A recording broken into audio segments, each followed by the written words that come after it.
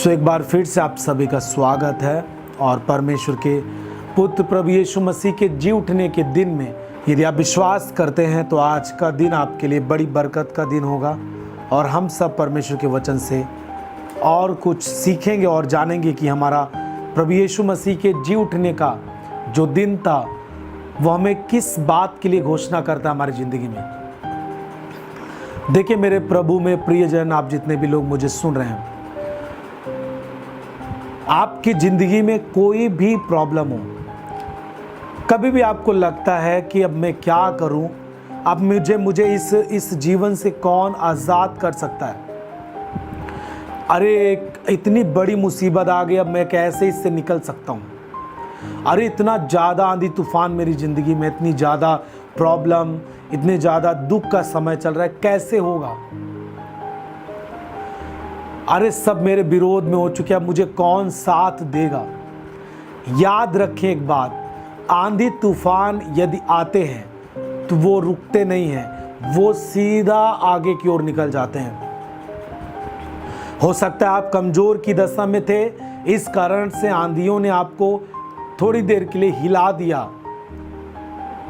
और आप उसके शिकार हुए हैं, लेकिन वो आंधी तूफान कभी भी टिकते नहीं हैं, वो आगे बढ़कर निकल जाते हैं।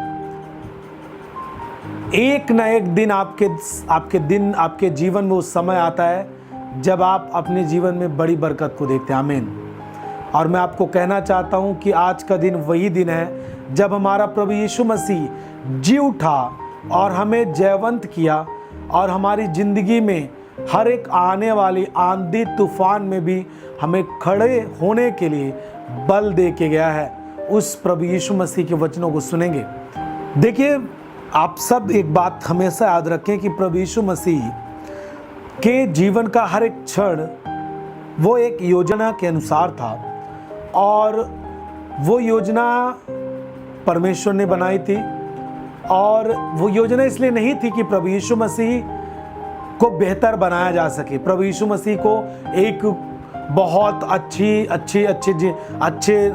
राजघराने में पैदा करके और उसके लिए कुछ अच्छा किया जा सके, ऐसी योजना नहीं। परंतु जितना भी प्रभु यीशु मसीह का समय इस दुनिया में था, यहाँ तक कि उसके जन्म से लेकर उसके बड़े होने तक, उसके स्वर्ग राज के प्रचार के समय तक, पापों की क्षमा लोगों के जीवन में और चंगाइयों के दौरान उसके जीवन में जो भी दिनचर्या था, हर एक एक क्षण, यहाँ तक कि उसका दुख उठाना,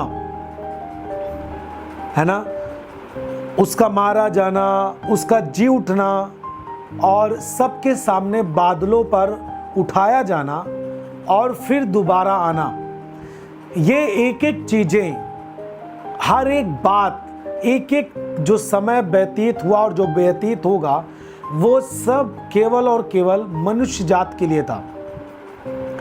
प्रभु में मेरे जितने भी प्रियजन हैं, आप एक बात हमेशा याद रखें, नोट करके रखें कि प्रभु यीशु मसीह कोई किसी एक धर्म के लिए नहीं आया। उसने कभी भी धर्म की स्थापना नहीं की, कभी नहीं की। उसने हमेशा जीवन की स्थापना की। प्रभु यीशु मसीह कोई एक देश बसाने के लिए नहीं आया, एक कम्युनिटी के लिए नहीं आया, एक जाति के लिए नहीं आया, एक मनुष्य के लिए नहीं आया। वो पूरे धरती पर जितने भी लोग हैं उन सबों के लिए आया। आप इससे उसकी पहचान कर सकते हैं। यदि वो केवल एक देश के लिए बचाने आने को होता तो वो एक देश में ही रहता और उसका जो प्रेम है वो दूसरे देश में ना पहुंच पाता। प्रभु यीशु मसीह का काम और भी देशों में अधिक रूप से जो फैल रहा है वो नहीं फैल पाता। प्रभु यीशु मसीह की जो इच्छा थी कि लोग पापों से बचाए जाएं, लोग छुटकारा पाएं, लोग उद्धार पाएं, लोग अपने पापों से तौबा करें, पश्चाताप करें और परमेश्वर के पुत्र के रूप में जिएं, जो प्रभु यीशु मसीह का उद्देश्य था वो कभी भी पूरा ना हो पाता यदि वो केवल एक देश और एक धर्म के लोगों के लिए आता। तो ये मैं आपको बता देना चाहता हूं कि धर्म की स्थापना परमेश्वर नहीं करता है, जात की स्थापना परमेश्वर ने नहीं की, केवल इस पृथ्वी पर दो जातियां थी, एक नर और नारी, यानी एक स्त्री और एक पुरुष की दो जातियां थी बस, और उसमें कोई भी जातियां नहीं थी। जब परमेश्वर ने मनुष्य को बनाया उसमें कोई भी धर्म नहीं था, केवल एक मनुष्य था जिससे परमेश्वर बातें करता था। अब आप समझ सकते हैं कि जब परमेश्वर ने इन चीज़ों की स्थापना नहीं की, इन चीज़ों को नहीं बनाया, इसका मतलब यह है कि लोगों ने खुद इन सब चीज़ों का निर्माण किया, जिसके द्वारा उन्होंने परमेश्वर से जुड़ने का प्रयत्न किया। लेकिन प्रभु यीशु मसीह खुद इस दुनिया में आया, और आप देख सकते हैं कि केवल और केवल प्रभु यीशु मसीह ही है जिसका काम और जिसका संदेश और जिसका सामर्थ और जिसका प्रेम इस पूरी दुनिया में जा रहा है। एक बात से मैं आपको कंफर्म कर देना चाहता हूं, बाइबल कहती है यूहन्ना उसके 3 उसके 16 में कि परमेश्वर ने जगत से ऐसा प्रेम रखा कि उसने अपना इकलौता पुत्र अर्थात यीशु को दिया। कब दिया? जब उसने परमेश्वर ने जब इस दुनिया से, इस जगत से प्रेम रखा। ईसाइयों से नहीं, यहूदियों से नहीं, इज़राइल से नहीं, यरूशलेम से नहीं, परंतु जगत से प्रेम किया। इस कारण से उसने अपने इकलौते पुत्र को दिया। और बाइबल कहती है जो कोई उस पर विश्वास करेगा वो नाश नहीं होगा परंतु अनंत जीवन पाएगा, जिसके आप खुद व्यक्तिगत गवाह हैं। मैं खुद पर्सनल इस बात का गवाह हूं कि जब मैंने प्रभु यीशु मसीह पर विश्वास किया, मैं नाश नहीं हुआ परंतु मैं बचाया गया हूं। हालेलुया। देखिए, जितनों ने ज्योति को समझा और ज्योति में आ गए, उनके जीवन से अंधकार के काम नष्ट हो गए।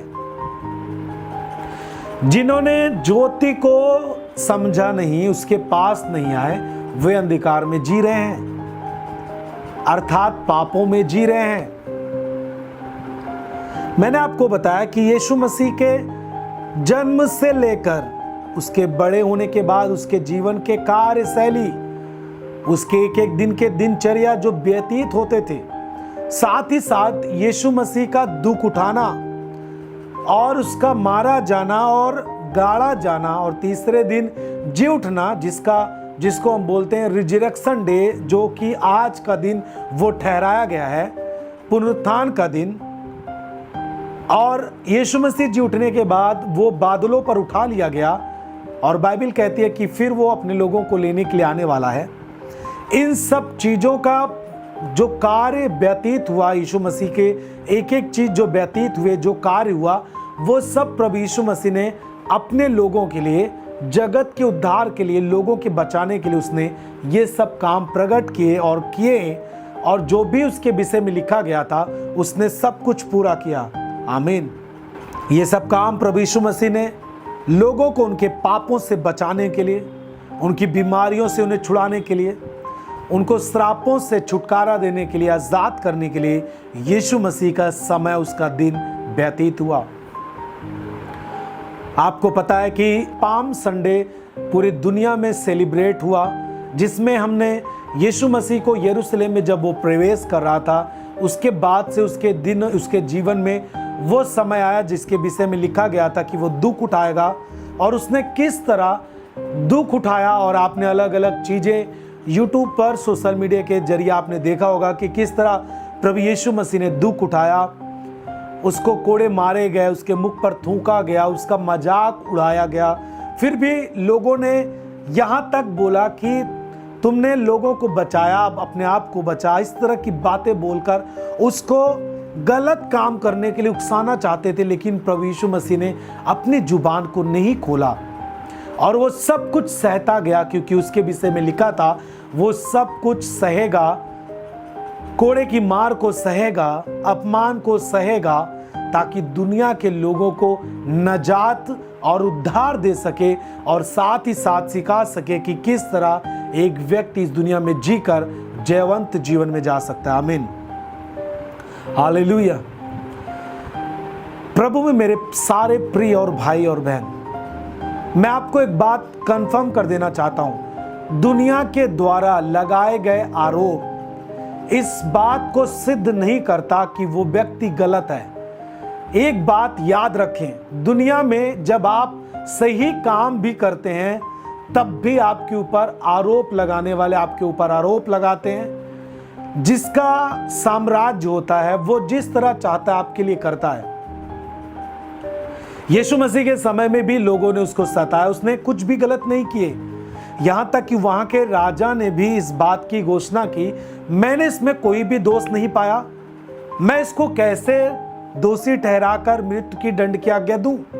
लेकिन लोगों ने इतना ज्यादा हल्ला मचाया और लोगों ने कहना शुरू किया कि इसे क्रूस पर चढ़ाया जाए, इसे मार दीजिए, यह अपने आप को राजा कहता है, इसकी वजह से पूरी दुनिया में अशांति है। आप देखिए कि किस तरह लोगों ने उसके विषय में गलत गलत बातें बोली और राजा ने उनको दे दिया कि आप जैसा चाहते हो वैसा आप लोग कर सकते हैं इसके साथ, और लोगों ने यीशु मसीह को क्रूस पर चढ़ा दिया। हालेलुया। फिर बहुत सारे लोग बोलते हैं कि यदि यीशु प्रभु था वो क्यों क्रूस पर चढ़ गया। हालेलुया। उसी प्रकार से आज भी लोग प्रभु के लोगों को सताते हैं, प्रभु के लोगों पर गलत गलत बातें बोलते हैं, जितना मन में आता उतना आरोप लगाते हैं।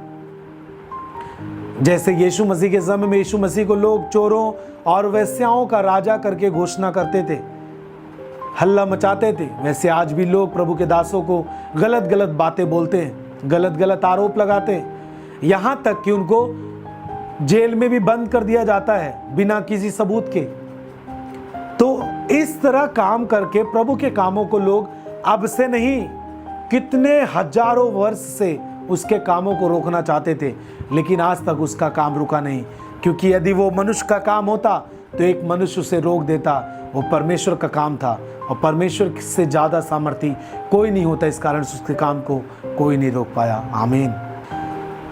आप में से जितने लोग प्रभु यीशु मसीह को स्वीकार कर चुके हैं, जितने लोग उद्धार के लिए बपतिस्मा ले चुके हैं, आपने इस बात के लिए जगत में घोषणा कर दिया है कि आप प्रभु यीशु मसीह के जी उठने के गवाह बन चुके हैं। आमीन। चर्च की सभी प्रार्थनाओं को और परमेश्वर के दास के द्वारा टीचिंग सुनने के लिए और अपडेट्स को जानने के लिए हमारे इस चैनल को सब्सक्राइब करें और साथ में बेल आइकन को जरूर दबाएं ताकि जब भी लाइव प्रार्थना हो तो सबसे पहले आप देख सकें।